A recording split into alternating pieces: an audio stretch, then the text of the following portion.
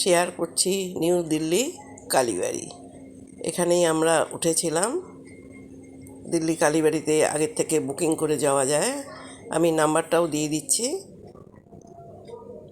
এই যে কালীবাড়ি, এটা রাতে দিনে আমি দুটোরই উঠিয়েছি। এটা সন্ধেবেলায় কালীবাড়ির, দেখো কি সুন্দর লাগছে লাইটের ইয়ে। এটা রাতের দৃশ্য।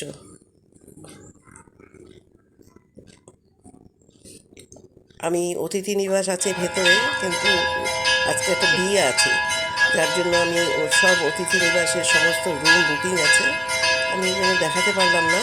কিন্তু আমি এখানে 2 মাস আগে বুক করে এসেছি। আগেই ওরা টাকা জমা নিয়ে নেয়। আমি হরিদ্বার থেকে এসেছি, বুকিং করেই এসেছি, আর টাকাটা আগেই পাঠিয়ে দিয়েছিলাম ওনাদের ফান্ডে। সেইভাবেই আমাকে বলেছিল। আমরা এখানেই উঠেছিলাম, মন্দির মাঠ, নিউ দিল্লি, একদম মেন রোডের উপরে এই কালীবাড়ি। খুব সুন্দর জায়গায়, বিশাল বড় চত্বর, গাড়ি নিয়েও ভেতরে ঢুকে পড়া যায়। অনেক বড় এই নিউ দিল্লি কালীবাড়ি, এই যে অনেক বড় চত্বর। এই দেখো জলেরও ব্যবস্থা। যতটুকু ভিডিও করতে পারলাম, একটু কিছুটা রাতের করেছি, কিছুটা সকালবেলায় করেছি, সেগুলোই শেয়ার করছি। তোমরা দেখতে থাকো, ভালো লাগবে আশা করি। যদি এখানে কেউ আসতে চায়, আমি ম্যানেজারের নাম্বারটা দিয়ে দেবো। আমি যেভাবে বুকিং করে গেছি সেইভাবেই ওনার সাথে কন্ট্যাক্ট করে যাওয়া যাবে। এখানে আমরা 5 জন ছিলাম, একটা রুমে 5 জনের সিটও আছে, আবার 10 সিটেরও আছে, আবার ডাবল বেডও আছে, আবার 4 বেডও আছে। আমরা যেহেতু 5 জন ছিলাম, আমরা 5 জন একটা রুমেই ছিলাম, সবার আলাদা আলাদা বেড আছে। এই যে মন্দির মাঠ, দিল্লি কালীবাড়ি, একদম রোডের উপরে, কোনো গলি নেই, কিছু নেই, একদম রাস্তার উপরে। গাড়ি নিয়েও ভেতরে প্রবেশ করে অনেকে। আমরা এখানে ছিলাম। খুব সুন্দর এই কালীবাড়ি, প্রচুর বিরাট অনেক বড় এই কালীবাড়ি চত্বর। থেকে বুকিং করে আসতে হয়। এখানে শিবের মন্দিরও আছে, আবার মায়ের মন্দিরও আছে। এই নাম্বারে ফোন করে দুবেলাই পুজো হয়।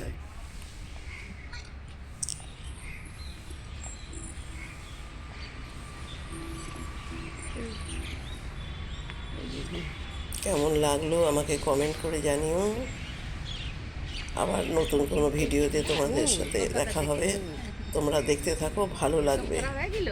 আবার নতুন বর বউ বিয়ে করেও এসেছিল প্রণাম করতে, সেটাও আমার এই ক্যামেরায় ধরা পড়লো। তোমরা দেখো, দেখতে পারবে।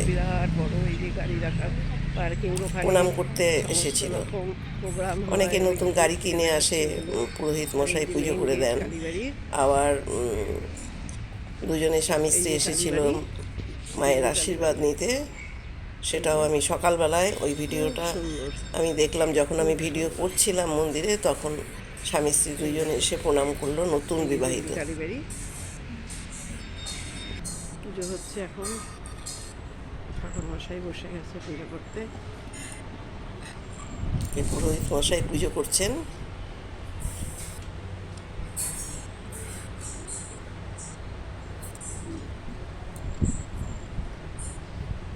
মন্দির মাঠ, কালীবাড়ি।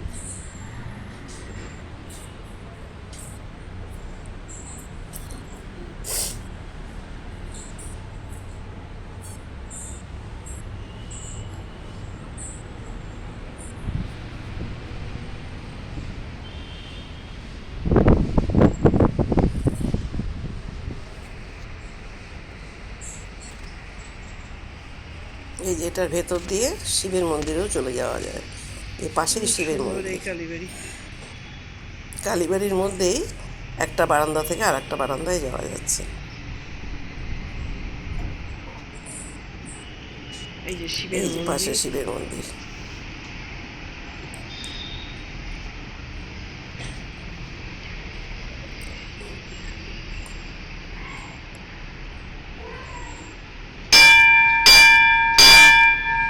এই যে শিবের মন্দির, এই দেখো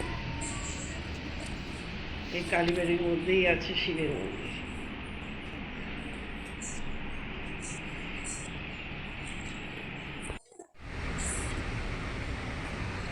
ভেতর দিয়ে আবার চলে আসলাম, এখানে পুজো হচ্ছে মায়ের মন্দিরে। এখন সকালবেলার পুজোটাই হচ্ছে।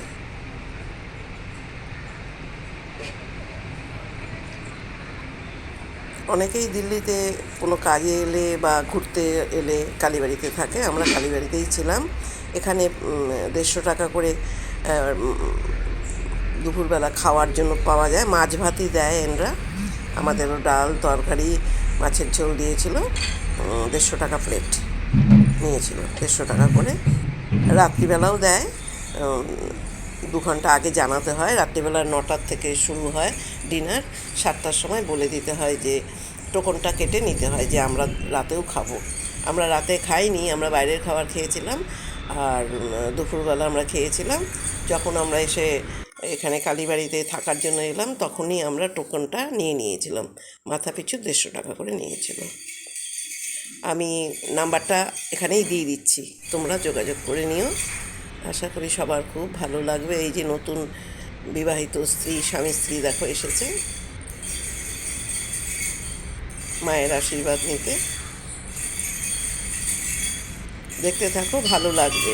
কমেন্ট করে জানিও কেমন লাগলো। সবাই মায়ের আশীর্বাদে ভালো থেকো, সুস্থ থেকো।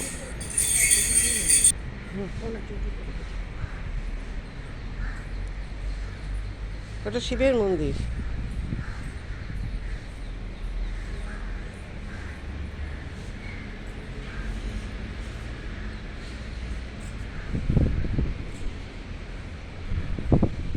এসো।